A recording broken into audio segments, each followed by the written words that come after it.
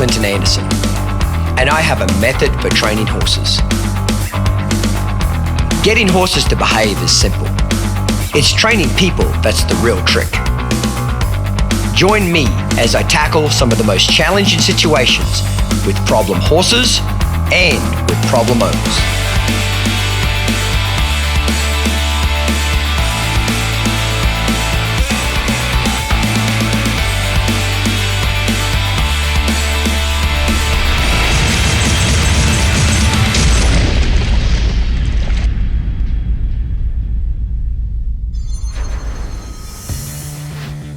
G'day mate, Clinton Anderson here from Downunder Horsemanship, and on today's show I'm going to be working with our rescue mare Cider, and I want to talk to you about getting your horse soft and supple through the 5 body parts. If you remember in the previous weeks we've been working with Cider. She's doing a great job. She was our rescue mare. We got her from Habitat for Horses. She was starved and abused when Habitat for Horses rescued her. She was mistreated, she was starved. We got her from Habitat for Horses and we've been bringing her along in this 13-week program. And at the end of it, we're going to give her away and overtack to one lucky owner, valued over $30,000. And in today's show, we're going to be working with her, and I'd like to show you guys how to get your horse is really soft and supple through the horse's 5 body parts. The 5 body parts that I want to learn to gain control of my horse is the horse's head and neck is number 1, pole is number 2, shoulders is number 3, rib cage is number 4, and hindquarters is number 5. They're the 5 major body parts that we need to gain control of our horse if we want to have a good, safe and successful and a controlled ride. Now, what I'd like to do before we get started is explain each of the 5 body parts and why each of them are important to gain control of, okay? The first one is the horse's head and neck. If you can't bend and flex your horse's head and neck from side to side, it's going to be very difficult for you to steer that horse, isn't it?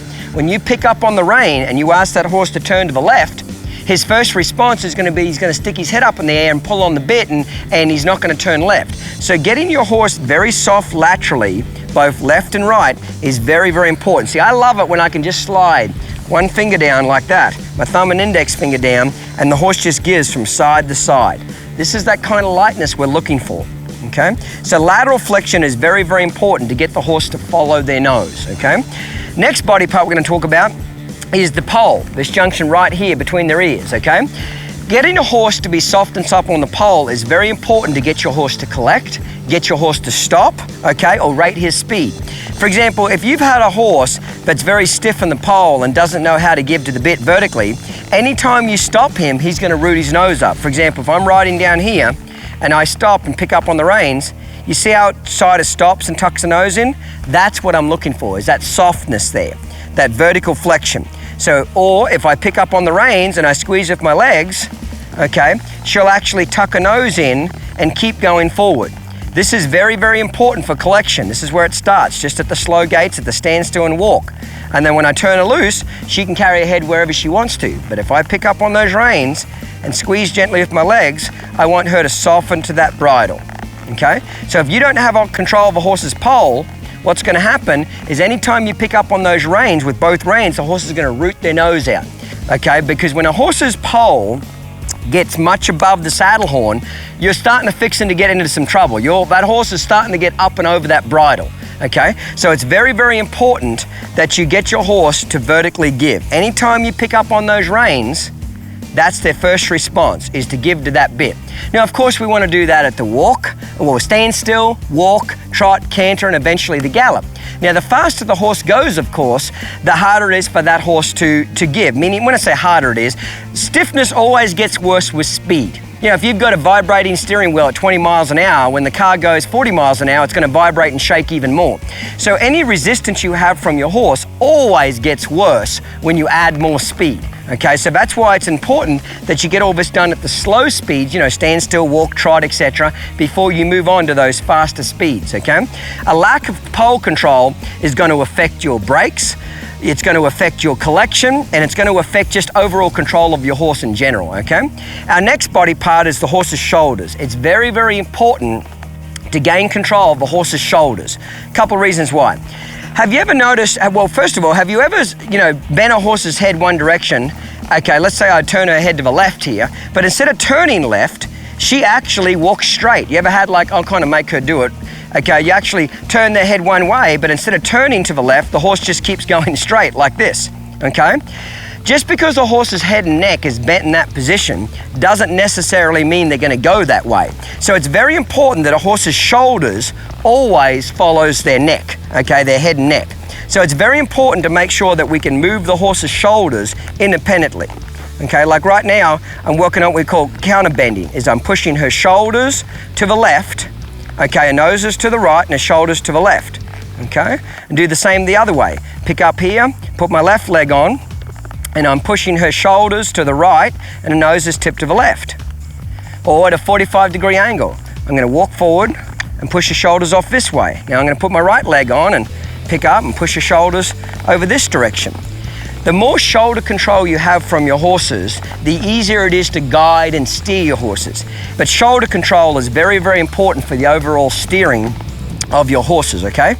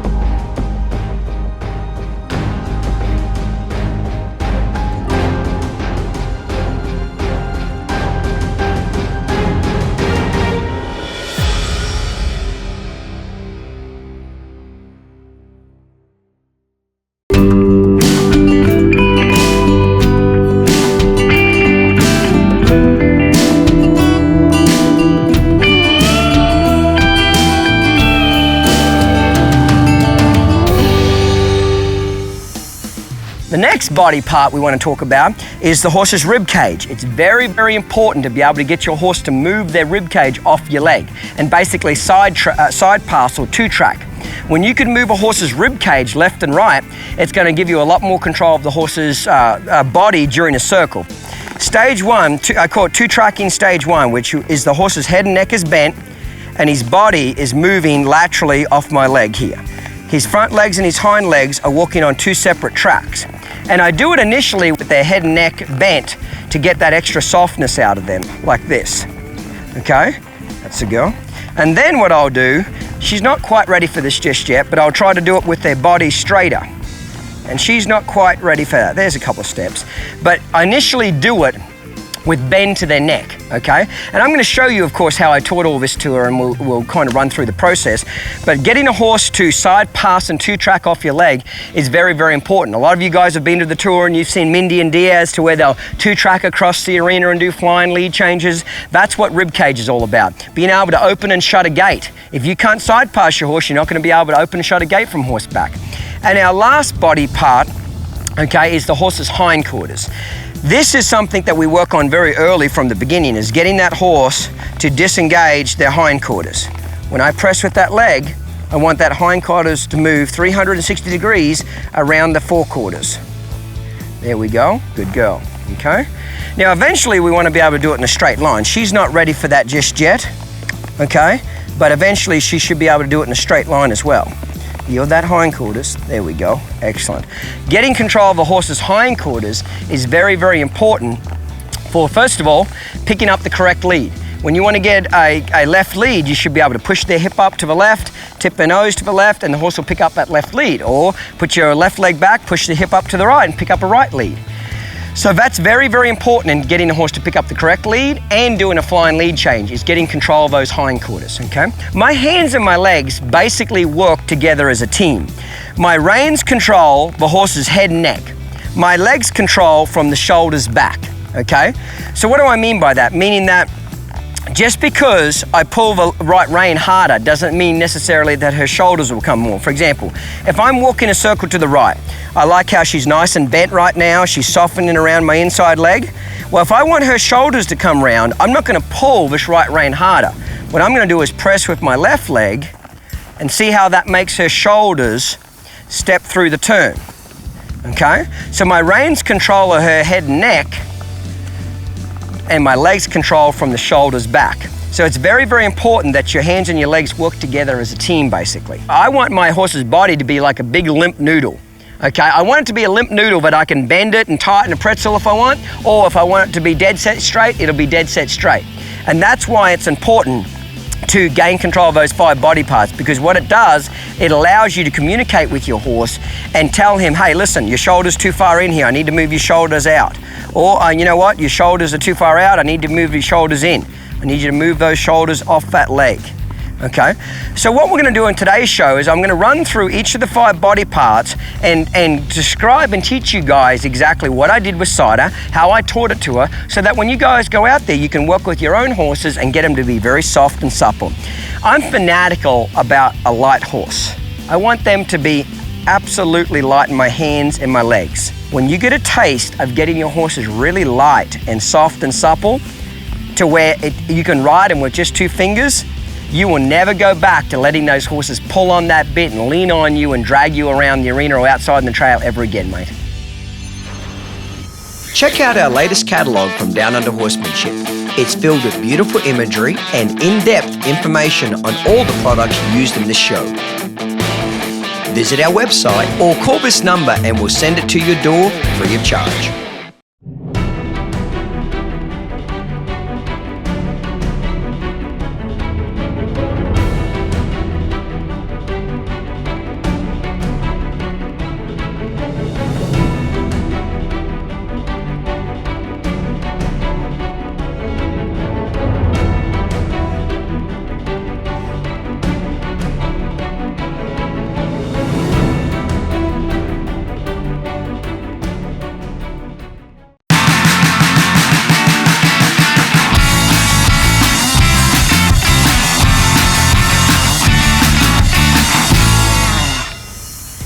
What I'm going to do now, mate, is break down the 5 body parts individually and try and show you how to teach it to your horses, okay? And show you the order that I work it on. Okay, first thing is lateral flexion. You know I'm a big believer in getting your horses soft and supple laterally and being able to flex them both left and right. This is the first part you need to work on. If you don't get your horse really light laterally, you're not going to have very much success with the other body parts, okay? Look at it like this. If there's 5 pounds of pressure on the left rein and there's 5 pounds of pressure on the right rein, it's going to take a minimum of 10 pounds of pressure to get the horse to give vertically.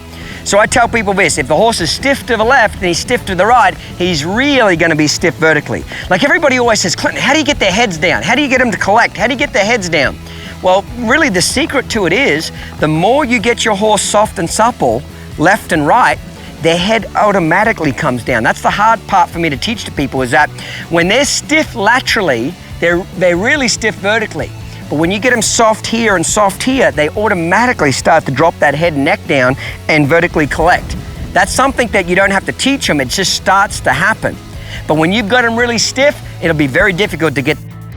So, lateral flexion is very, very important. I'm gonna pick up and I'm gonna wait till her nose touches some part of my leg.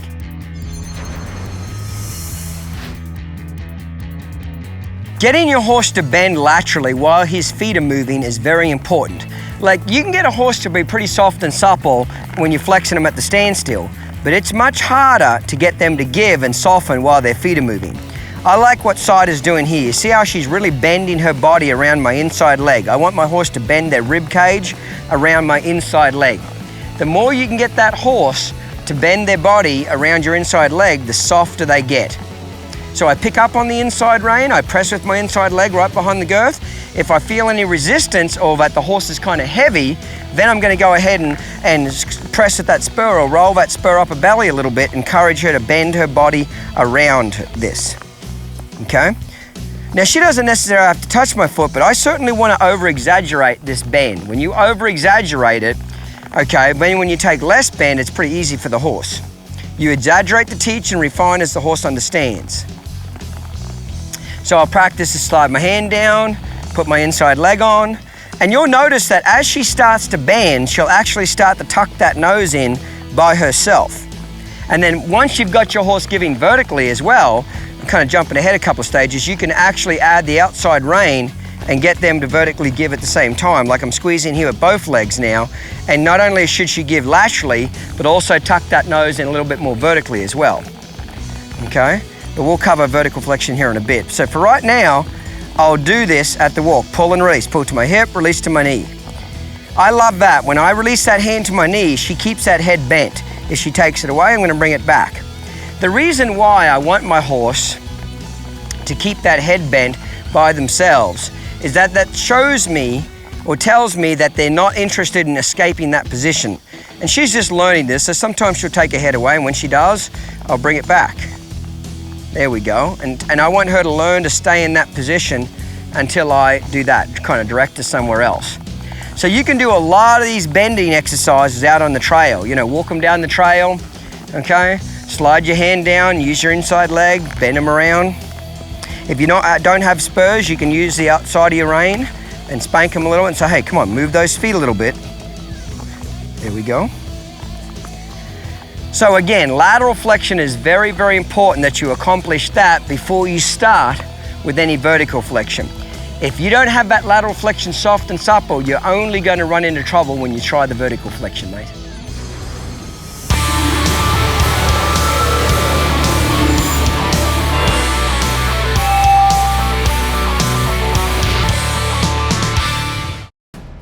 Anything worth having is worth working for, that's for sure. Not gonna make it here if you got any quit in you. This is where I needed to be the best that I could be. And that's just what we do here. Dedication, ambition, passion.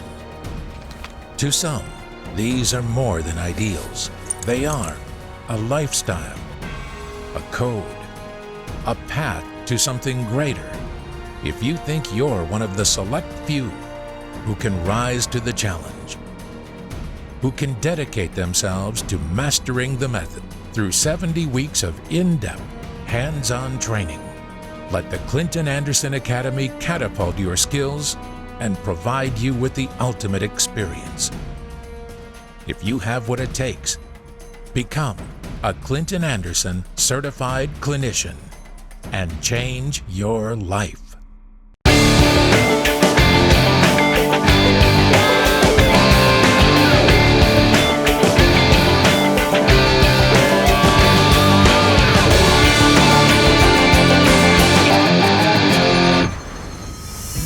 The next body part, mate, we want to get control of is the horse's poll. Again, I always start this at the standstill so it's easy for the horse to understand. I do this, 1, 2, 3, 4, there. And as soon as they give vertically, turn those reins loose straight away. It's what we call a hot potato give. If somebody throws you a hot potato and you grab it, what do? You throw it to somebody else, you get rid of it. The secret to getting a horse really, really light is to pick up slowly but release quickly. The quicker you release and give that pressure, release that rein to that horse, the quicker he understands he did the right thing. So I have kind of 4 steps to picking up on the reins. I hold my reins in the middle here and I go 1, grip it between your thumb and index finger. 2, 3 to your knee, 4, there. And as soon as I give, throw the reins away. So when I'm first teaching this, I really exaggerate that release part of it, okay, and giving back to the horse. 1, 2, 3, 4, and then throw it back to him. Now the reason why I tell people to bring their hands down lower on their legs is because when your hands are down low, it gives you leverage. The higher your hands get, the less leverage you get on the horse's face, okay? So by getting your hands down low, if your horse kind of pulls against you and roots against the bit, you're gonna have more leverage. And I tell people to glue your hands to your jeans, because if they're up here in the air and your horse is rooting against the bit, your kind of arms will do this because they're stronger than us. And then when the horse finally does give, you'll probably pull too much and take that away from him. Where if my hands are glued to my jeans, when the horse does give, I can turn that, that pressure back to him again. 1, 2, 3, 4, there we go. Now once you get your timing developed, okay, then it doesn't matter so much. But I really want to get that horse to where as soon as he gives, I throw that back to him. I love that lightness there. So once the horse kind of understands that at standstill, then we'll go ahead and start it while we're moving forward. Now in the beginning, I tell people just to go to a fence and follow a fence in the beginning. It just makes it a little bit easier if you're just going in a straight line. So I'll kind of walk around the arena here. So what we're trying to do is get the horse to understand when we pick up on the reins vertically, we want them to tuck their nose in and soften to that bit, okay? Collection just starts with the horse giving to the bit. Then we want to add our legs and the reins all at the same time. So now when I want a horse to give and keep moving his feet, I'm going to pick up on the reins. When he tucks his nose in and gives, I'm going to release my reins and my legs, okay? So now my horse knows that if I pick up on the reins and I squeeze with my legs at the same time, it means tuck your nose in and keep going forward. If I just pick up on the reins like this and I don't use my legs, that means stop. So I suppose what I'm trying to say is this: rein pressure without legs means stop. Rein pressure with legs means tuck your nose in and keep going forward. So 1, 2, 3, 4, there. Now as soon as he tucks his nose in, I immediately release the pressure again. 1, 2, 3, 4. There we go. And we just start this hot potato give at the walk. And once the horse understands to give, like I like that then, as soon as I picked up on 3, she's already starting to tuck that nose in. 1, 2, 3, 4. Okay, then you can start to ask the horse to keep their nose tucked in just a little bit longer, okay, like this. There, ask for a couple of seconds and turn loose, okay? And over time, you just gradually build that distance, okay, that your horse will stay in that frame. But I'm just squeezing gently with my calves here to keep it going forward. Because watch what happens. If I take a hold of a face and now I take my legs off, now it's just bit pressure, remember? Bit pressure without leg pressure means stop moving your feet and give. If I pick up on the reins and at the same time squeeze with my legs, that means go forward into your face.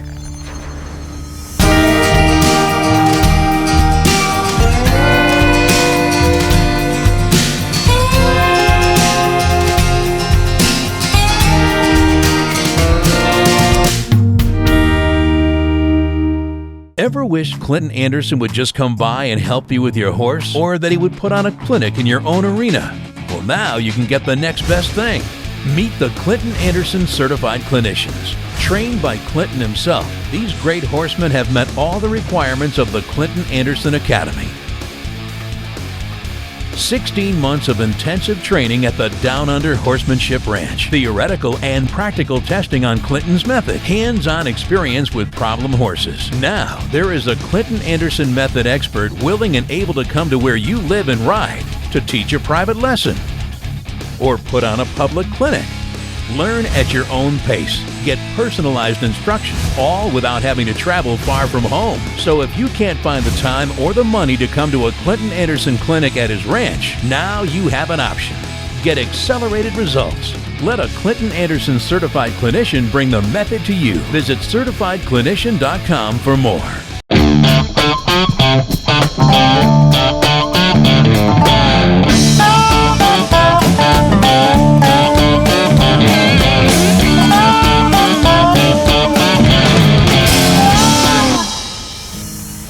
Now, I'm not real worried necessarily about how much she tucks her nose in, okay? What I'm worried about is how does it feel? I have a little, a little saying and a little theory. If it feels good, it is good. If it feels bad, it is bad, okay? Meaning this, a lot of people get real hung up on this. They're like, oh my goodness, Clinton, the horse's nose is tucked, 2 inches behind the vertical, run for your life. They get real hung up on head position. Let me explain it in my opinion. This is how I feel it is, okay? I'm not saying it's right or wrong, it's just how I feel about it. I've been to dressage shows and seen dressage horses run around worth $500,000, $750,000. And when you looked at the horses, their nose was perfectly on the vertical. The front of their face was perfectly on the vertical. Their neck was all arched. I mean, they looked like $1 million, okay? But when I looked at the rider's hands, I could see the whites of their knuckles. If you can see the whites of somebody's knuckles when they're hanging onto the reins, that means what? That horse is really pulling on them. Okay? So I don't care how pretty a frame looks with a horse, with their head and neck. If it feels like you're hanging on to a rhino on crack, it's not very live. That's not collection. Collection to me should feel like it takes nothing to get that horse to give. Then again, I've been to quarter horse shows and seen quarter horses run around on a big loose rein with their nose tucked in and they're riding real pretty, and then every time the judge is not looking, they go jerk, jerk, jerk, jerk, and then they put their hand down. And then they ride around, and when the judge ain't looking, they go jerk, jerk, jerk, jerk, and then put their hand down. I don't want the horse giving and softening because I'm tearing his teeth out, okay? Then again, I don't want him giving his head and neck and collecting and me feel like I'm holding him in that position. To me, if it feels good, it is good. So if it feels light, it's right. If it feels heavy, it's not right.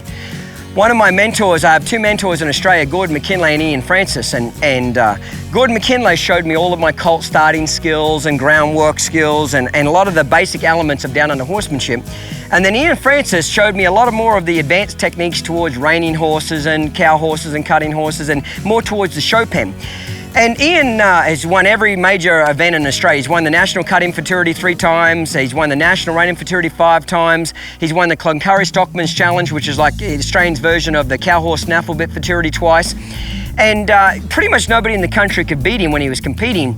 And he was obsessed about getting a horse light in the face, getting them light through their feet and their body and getting them collected. And he would very much, what a lot of people would say, over bridle his horses, okay? Like, you know, when he'd pick up on the reins, I mean, they would get deep in that bridle, okay?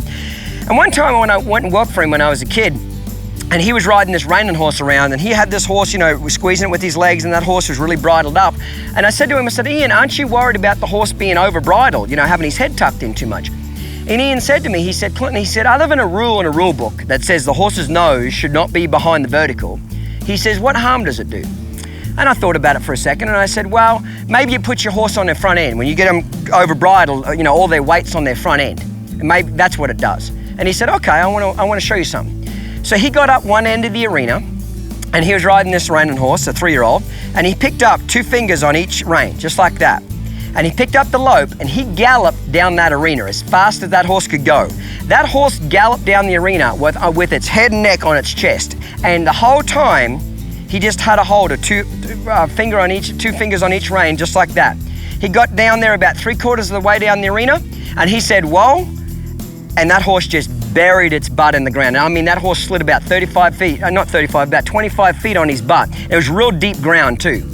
Okay? And that horse just buried his butt in the ground. He walked his front legs across the ground. He was all bridled up.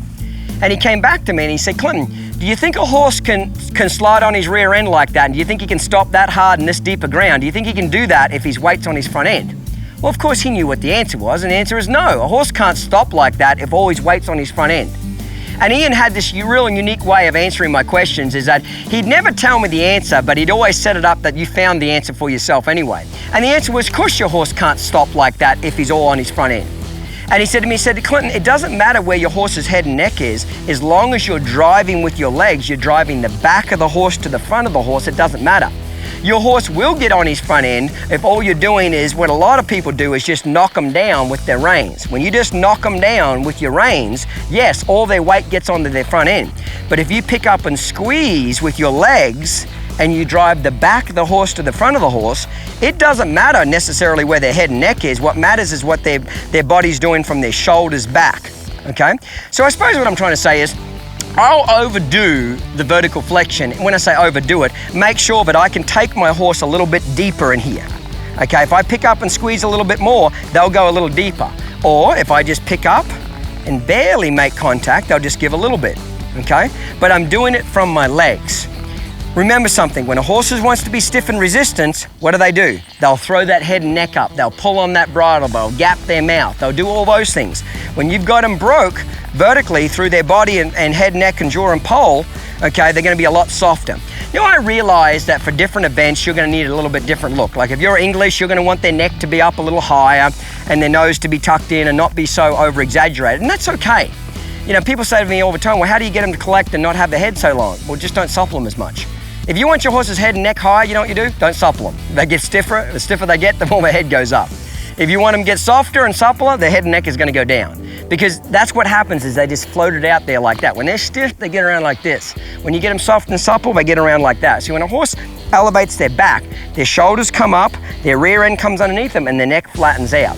So each horse's conformation is gonna play a big part in that. I'm not so much worried about the headset. What I'm worried about is when I pick up on the reins, they give me that response, okay? So, that's the end of our pole control. All we would do at this point is just start practicing going faster with our horse. We'd practice at the jog, you know, long trot, then the lope, etc. But whenever we go to that next gate, it's very, very important to pick up and just go back to that hot potato give. Don't get greedy. A lot of people want to ask their horse to hold that collected frame too long in the beginning. Build into it. So first couple of days, I might just ask for a second. Then after 2 or 3 days, I might ask him to hold it for 2 or 3 seconds and then release. And after 2 or 3 weeks, then I can ride the horse around, okay? And I can pick up and squeeze with my legs, and he'll maintain this softness by himself, and he'll just balance right there. Good girl, she's doing great. It's very important when you're backing your horse up. See, like right here, she's a little bit sluggish with the legs. If I wanted to back up, I'm not gonna pull harder, I'm gonna use my legs. Just like that there. Now I'm gonna squeeze, drive her up into her face. Now I'm gonna take my legs off, stop, there we go. Back her up. Now Cider's had about 35 rides now, okay? And to me, some people might say, well man, Clinton, you expect a lot of softness after 35 rides. I do, because I don't ever let them get stiff. If you never let them get stiff and heavy on that bridle, they never learn to pull on you. From the beginning, if you encourage that softness and lightness from the beginning, that's all they're ever gonna know. Good girl. Let's move on to the shoulders, mate.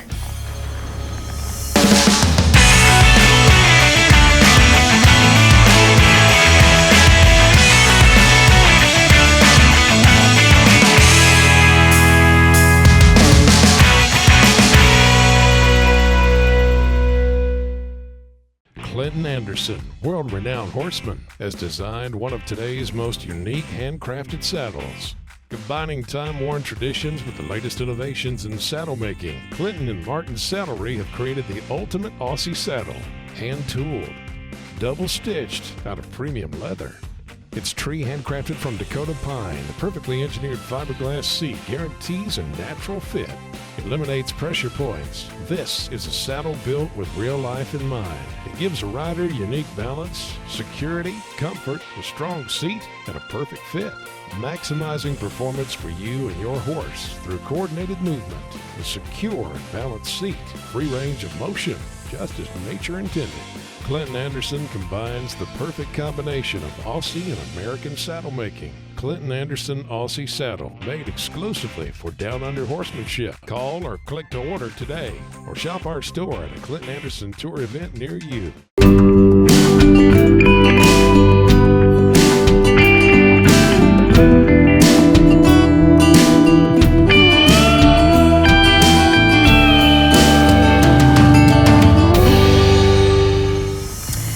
Now, mate, what we're going to do is work on a horse's shoulder control, okay? It's very important to get control of those shoulders to steer the horse, teach him how to do a roll back or a spin, okay? So I like to come back to the fence to teach the horse. It kind of acts like a barrier and encourages them to move off it. So I'm going to walk down the fence. She already knows how to vertically collect. I'm going to tip her nose to the left with my left rein, and I'm going to put my left leg on, and I'm going to take my right leg off. I'm going to hold my right hand out the side, kind of like opening the door. So I'm going to pick up, press, there. And as soon as I feel her shoulders take one step off this fence, I immediately drop the reins and reward her. Okay? So start with your vertical flexion, tip a nose to the left, right leg off, there, and then release it. The secret is, as soon as you find that one step, to release it straight away. Don't get greedy. You've got to establish a starting point to begin with. And then you can ask there for 2 steps. So by using the fence, at least initially, it discourages the horse from wanting to turn left because that fence is going to block it. If that fence wasn't there, they're going to have a tendency to want to go that way. So I'm going to pick up here, tip a nose to the left, put my left leg on, right behind that front cinch. There's a couple more steps. Now once the horse understands to step off that leg, then you can go ahead and start to do it off the fence. Wait, there, and release it. I don't ever release that rein until she actually gives that face like there. There, I like that, and then release it. Good girl. A lot the same as vertical flexion, just don't get too greedy. Get to a point where you can move, there we go. And what I'm ultimately looking for is to be able to move the horse's shoulders off at a 45-degree angle, okay? So you start on the fence and then progressively, progressive off the fence. Pick up here, there we go. See how her shoulders are leading. Her shoulders are moving off ahead of her body. Okay, and then come around here, move her shoulders off this way. 45-degree angle. I like that. See how she's starting to drop that nose in? That's a good girl. That's what I'm looking for. Now, once the horse is good at doing that shoulder control left and right, okay, at a 45-degree angle, what we call shoulder in, shoulder out, then you can start to do what we call counter bending, which is I'm going to ask her to move a circle to the left, but her nose is tipped to the right. Typically, I always want a horse to look the way they're going, okay? But in this example, I want their nose to the outside and their shoulder to the inside, okay? And this is just an exaggerated shoulder in, shoulder out. My right hand's out the side, opening the door. My left leg and left rein, my left rein's kind of pressing against the neck a little bit. My left leg's up just behind that front cinch, okay? And I'm gonna push her shoulders off here to the right. If you can get your horse to counter bend, some people call it counter bend, some people call it a reverse arc, Ian calls it a reverse arc, it's all the same thing, is if you can get your horse to do this, watch. Then when you wanna turn it into a spin, it's pretty easy. All I've got to do is take a nose to the left, keep my right leg on, and that's how you get the horse to move their front end around. Now she's just learning that, so I can't do it real fast with her. She's just got to learn the steps to go slow. But that's why you teach them to counter bend, is that way, when you change the shape, her nose is shaped to the left now. Now it's going to go back to the right. I kept my left leg on, and she's just learning to step that front end across. Okay, good girl. There we go. Good girl. So that's how we start to get control of a horse's shoulders. The next body part, mate, is the horse's rib cage, okay? To do this, I always go back to the fence to kind of help them. And I'm just gonna tip a nose into the fence and put my left leg back behind the back cinch and press nearly there. Well, nearly a little bit more there. And I want that hind end to step off that fence until she's facing it. Now I'm gonna walk back down the fence again. So basically, by putting my leg back, I'm pushing the horse's hindquarters off this fence. Pick up, press, there. Now that time she got a little bit lazy and she kind of ignored my leg, and that's when I pressed her with the spur.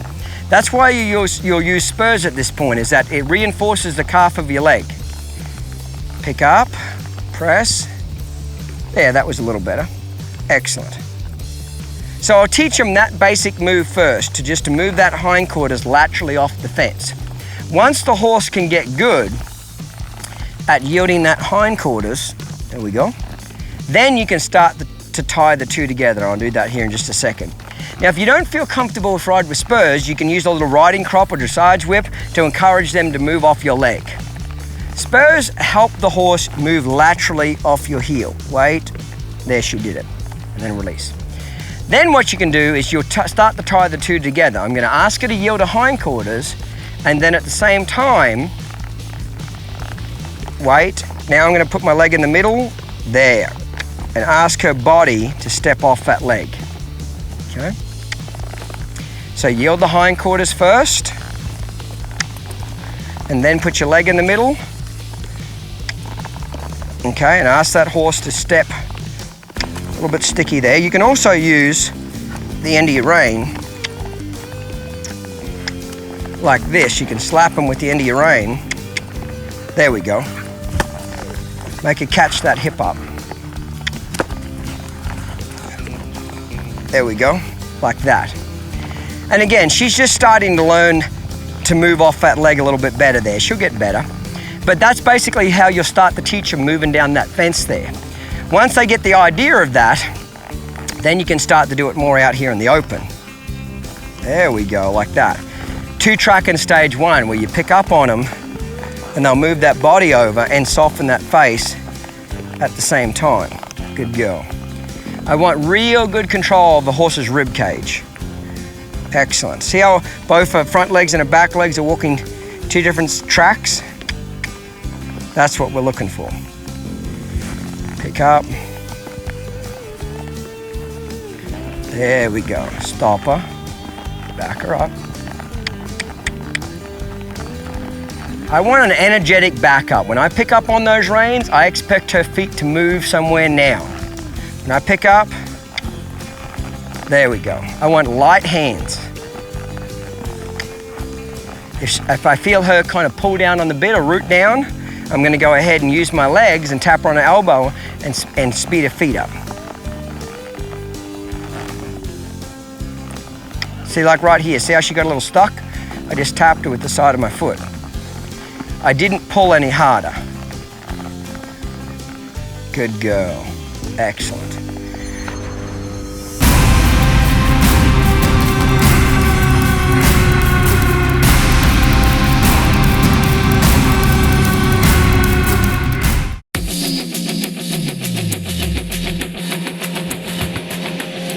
Fundamentals has shown you the basics. Now it's time to put those principles into practice. Get out of the arena and get on the trail. This all-new supplement will show you how to apply the method on the trail.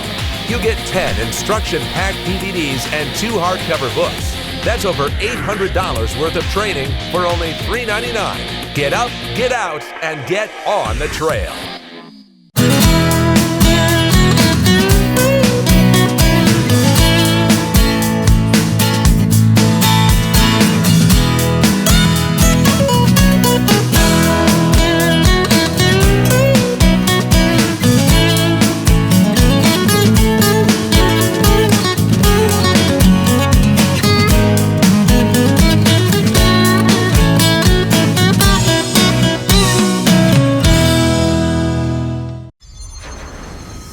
The last one is moving the horse's hindquarters. Well, we already kind of covered that a little bit. She's not ready for it yet, but eventually you want the horse to be able to walk straight and move their hindquarters off to the side as they're walking straight. She's not ready for that yet. She's a little green for that. But for sure, you want to be able to make sure they'll do this. Now, if you're not wearing a spur and they get a little heavy on your leg, you can reach back and tap them with your rein. That's another reason I use the McCarty reins. But I'll do a lot of this. Yield their hindquarters, back them up. Okay, flex, yield their hindquarters.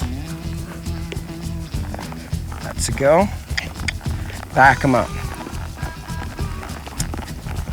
Now, then it's just a process of putting different body parts together. So what I'm going to do now is I'm going to back her up, move her feet, she's a little stuck here. Now I'm going to tip her nose, press with my right leg. There we go. See how she stepped over there? Now she was a little confused what to do there, isn't she? Now I'm connecting 2 maneuvers together, a back up and a turn. Back her up, left rein. There we go, right leg. Stop. Right rein. There we go. I'm gonna tap her a little bit here, make her step a little bit better. There we go. Move forward. Stop her. Back her, you can tap them with the side of your stirrup. Not bad. She's got to draw back a little bit better, but this is not bad for her. There, that was a much better turn. Good girl. Excellent. So again, once you start getting these 5 body parts put together, you can start to connect them at the same time. So now I'm adding my lateral flexion and my vertical flexion all at the same time. I'm asking her to give laterally and I'm picking up on this outside rein to get her to give vertically. But teach all these body parts independently of each other. Something else I'm going to start to introduce to Cider as well is to get her to soften to my legs and my hands at the same time when I'm doing the flexing. Like it's what we call down and around. I'm going to pick up on the reins and squeeze with my legs. And I like to get that softness so that if I bump her with my legs, that head and neck goes down. Now at any point, if she feels a little heavy when I'm flexing her, I might bump her like that with my leg on my spur. It's kind of like a little bit of a reprimand and say, hey, get off that leg. Okay, so that's how I really get them light here, is that I'll ask them with the reins, tell them with my legs. So when I pick up here, if she feels heavy, I'm going to bump her with that spur. Pick up, there. So I don't do it all the time, but I will do it if she grabs a hold of that bit or gets there. I like that. I like it when I can squeeze with those legs and you can teach them to put their head on the ground. I just kind of tease them and play around with them here. And I'm just squeezing them with my legs there. And every single time she lowers that neck down, I just release that pressure there. Okay, and you can just squeeze with your legs until they lower that neck down. There we go. There we go. Okay. And I'll do a little bit of this when I'm walking around too. In dressage, they call it long and low. Okay, but I mainly do it to make sure anytime I press them with my leg, they don't throw their head up and resist. There, I like that. And I can squeeze them. I like to walk into that reining pen, and when you stop in the middle of a class, and just before you spin, you just squeeze with your legs and they just lower that head and neck down. That's a really nice feeling. As opposed to walking into a show pen and you stop and your horse is like looking up like a big old giraffe, looking around at the in gate and the judges and goofing around. I want to walk in there and squeeze and just have that horse. My horse is not listening. There we go. That's it. Do that. Good girl. She's doing great here, okay? For as many rides as she's had, she's doing really, really good. But this is the foundation that I want to put on my horses. If you get your horses in the first 6 weeks of their lives to understand how to give laterally, vertically, to move their 5 body parts, and if you never let them develop that habit of getting heavy and stiff and resistance, okay, you'll find that you'll be able to make a lot of progress very, very quickly. But when you let those horses get pulling on that bridle and stiff and resistant, you'll always be fighting it. You can get a lot of it out of them, but it'll always go back to it. I consider the first 6 weeks of a horse's life under saddle to be the most crucial. Teach them from the very beginning. I do the pulling, you do the giving. Most horses are like, no, no, no. You pull, I'll pull, you give. No, you got that wrong. I pull, you give. You know what horses dream about? Us not pulling on them. So I'll tell my horse, if you don't want me to pull on you, here's the rules. If I do pull on you, you better do that. And when you do that, I'll throw them away. When you give me your face, I'll give back to you. But I do the pulling, you do the giving. Good girl, Cider. So what I'd like to do with her now, I'm going to take her out in the trail and put some long, steady miles on her. Remember, 3 ingredients that make a truly great horse. Long rides, bring them back with wet saddle pads, and you better give them some concentrated training. So everything that I did out in here in the arena, I'm also going to do out in the trail as well. Bring them back with steady miles under their feet and they get to be a much broker horse. Take care, mate, and we'll see you next week.